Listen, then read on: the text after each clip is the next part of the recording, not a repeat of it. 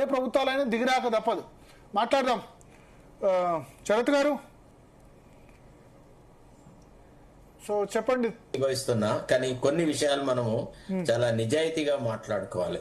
వాళ్ళు అడిగిన డిమాండ్లు కాంగ్రెస్ పార్టీ మేనిఫెస్టోలో పెట్టినయేనా కాదా?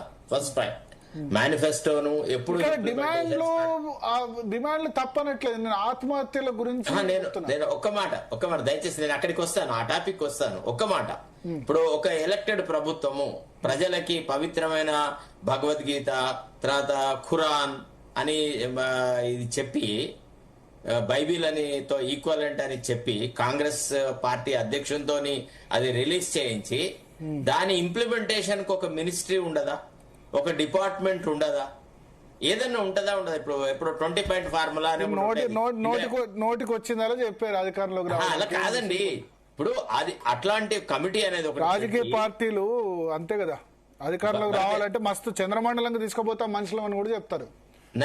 నాకు ఒక విషయం ప్లీజ్, నాకు ఒక 2 నిమిషాలు టైం ఇవ్వండి. చెప్పండి. ఇప్పుడు ఏంటంటే నిజంగా చిత్తశుద్ధి ఉంటే ఏం చేస్తారు, ప్రభుత్వం ఏర్పడిన తర్వాత ఒక పబ్లిక్ మ్యాండేట్ తో, ఎందుకంటే బీఆర్ఎస్ ను ఓడగట్టి కాంగ్రెస్ ప్రభుత్వం ఏర్పడము అనేది ఒక భూకంపం లాగా వచ్చింది. అట్లాంటి ప్రజా ప్రభుత్వం రాగానే ఏం చేయాల్సింది, ఎన్ని వాగ్దానాలు ఇచ్చినాము, మన ఆర్థిక పరిస్థితుల ప్రకారంగా ఎన్ని అమలు చేయగలము, ఏ దేశాల్లో అమలు చేయగలము అనే దాని మీద ఒక హేతుబద్ధమైన ఒక నివేదిక తయారు చేసుకోవాలా.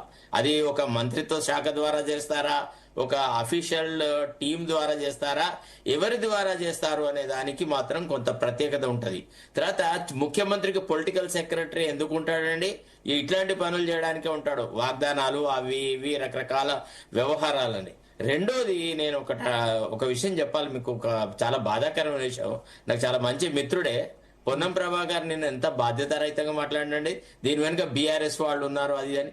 ఒక పక్క ఇంత వోలటైల్ సిచ్యువేషన్ లో అట్లా మాట్లాడొచ్చు సంబంధిత మంత్రి? అసలు బుద్ధి ఉందా అసలు? ఇవాళ ఆయనే he should be held responsible for these provocative things. అట్లా ఎందుకు మాట్లాడాల్సి వచ్చి ఒక మంత్రి ప్రొవోకేటివ్ గా ఎట్లా మాట్లాడతాడండి? బీఆర్ఎస్ వాళ్ళు ఉన్నారు వీళ్ళు ఉంటారా? డెఫినెట్లీ ఉంటారు. రాజకీయం చేయని వాడేవాడు. ఆనాడు కేసీఆర్ నేతృత్వం లోపల ఆర్టీసీ వాళ్ళు స్ట్రైక్ చేస్తే దాన్ని వాడుకున్నాడా లేదా? అసెంబ్లీ ఎన్నికలప్పుడు దాని మీద చర్చ చేసినాడా లేదా? ఎట్లా కార్మికుల హక్కులను కేసీఆర్ నేల రాచినాడని, గడిళ్లలో దాక్కున్నాడని అన్నాడా లేదా? ఇవాళ మనం అంతకంటే ఏం భిన్నంగా ప్రవర్తించినట్టు ఈ విషయాలు ఆలోచించాలి కదా సంబంధిత మంత్రి. కనీసం మరి ఇవాళ ఒక పక్క ముఖ్య కేబినెట్ మీటింగ్ అవుతుంది, కేబినెట్ మీటింగ్ లో కేబినెట్ మీటింగ్ లో పొన్నం ప్రభాకర్ రేవంత్ రెడ్డికి చెప్పి త్వరగా ఏదో ఒకటి చేయండి అంటేనే ఆయన చలించి వెంటనే మంత్రులతో అప్పీల్ చేశాడు. పొంగులేటి శ్రీనివాసరెడ్డి చెప్పారు. నా మాట వింటారా మీరు దయచేసి? వణుకు ఒట్టి నేను అనుకుంటా కేబినెట్ మీటింగ్ లో పొన్నం ప్రభాకర్ తిట్టుంటారు, నీకు బుద్ధి ఉందా, అట్లాంటి మాటలు ఎందుకు మాట్లాడినావు, ఏ ఆధారంతో మాట్లాడిన? సరే, ఆ ప్రతిపక్షాలు తిట్టాడు కానీ కార్మికుల్ని ఏమనలేదు కదా. అంటే ఎందుకు అనాలి సార్? ఇప్పుడు ప్రతిపక్షాలు డెఫినెట్ గా ప్రతిపక్షం అనేది ఆందోళన చేసే వాళ్ళ పక్షంలోనే ఉంటది, దాంట్లో డౌట్ లేదు. అలనాడు కాంగ్రెస్ ఉంది, ఇప్పుడు బీఆర్ఎస్ ఉంటది. ఇది ఇంతే. ప్రతి వాళ్ళు రాజకీయం చేస్తారు, రాజకీయం చేయకుండా వ్యవహారాలు. కానీ సంయమనం ప్రభుత్వంలో ఉండాలి, మంత్రికి సంయమనం ఉండాలి, మంత్రి ఆలోచించాలి ఇట్లాంటి మాటలు మాట్లాడడం కరెక్ట్ కాదు అని. సపోజ్ 2 కేబినెట్ మీటింగ్ లో వస్తుంది, చీఫ్ మినిస్టర్ ఉన్నాడు, రేపు కేబినెట్ సబ్ కమిటీ పెడతారు, తర్వాత ఆయనే ఆ మీటింగ్ లో ఏమన్నాడు, బట్టి విక్రమార్క గారు లేకపోవడం వల్ల చర్చలు జరగలేదన్నారు. మరి ఆ ఉప ముఖ్యమంత్రి కన్నా గౌరవం ఇచ్చాడు, ఆయన వచ్చి వాళ్ళతో మాట్లాడి వాళ్ళతో సమస్యల గురించి ఆయన ఏమన్నా ఆలోచన చేస్తాడేమో.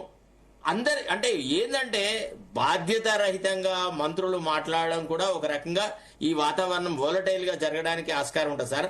ఆనాడు కేసీఆర్ అట్లానే మాట్లాడలేదు, ఆర్టీసీ కార్మికుల సమ్మెప్పుడు ఇష్టం వచ్చాడు మాట్లాడినాడు. ఎంతమంది 46 మంది చనిపోయినారు, అదే కదా బాధ. అప్పుడు 46 మంది చనిపోయినారు, మళ్ళీ ఆయన 3 సంవత్సరాల తర్వాత విలీనం అన్నాడు. ఆ విలీనం ఇంతవరకు కంప్లీట్ కాలేదు. అది కరెక్టేనండి. 46 మంది ప్రాణాలు తీసుకురాలేదు కదా. అప్పుడు అడిగినప్పుడు ఇవ్వలేదు, 3 సంవత్సరాల తర్వాత విలీనం అని చెప్పి జిద్దుకు పోయినాడు.